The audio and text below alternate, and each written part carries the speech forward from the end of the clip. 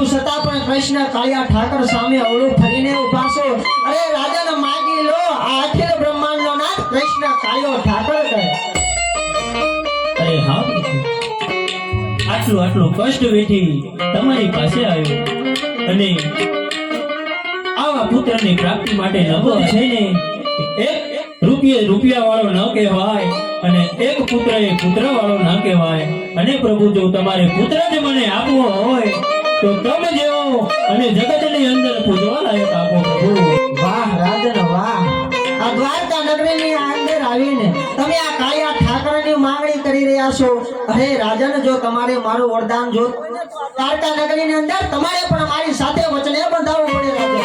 અરે પ્રભુ, હું તો મૃત્યુ લોકનો માનવી છું અને પ્રભુ હું તમારી સાથે વચને કેમ બંધાવી શકું મારા નાથ? અરે પ્રભુ, હું તો મૃત્યુ લોકનો માનવી છું અને પ્રભુ હું તમારી સાથે વચને કેમ બંધાવી શકું મારા નાથ? અને તેમ છતાં જો તમે કહેતા જ હોય તો આજે તમારી સાથે વચને બંધાવવા પણ હું તૈયાર છું પ્રભુ. અરે ભક્તરાજ, જ્યારે હું પોકરણ ગઢની અંદર અવતાર ધારણ કરું, જ્યારે મારી સમાધિ લેવાની વેળા આવે રાજન, ત્યારે તમારે મને હસતા મુખડે રાજન સમાધિ લેવાની રજા આપવી પડે.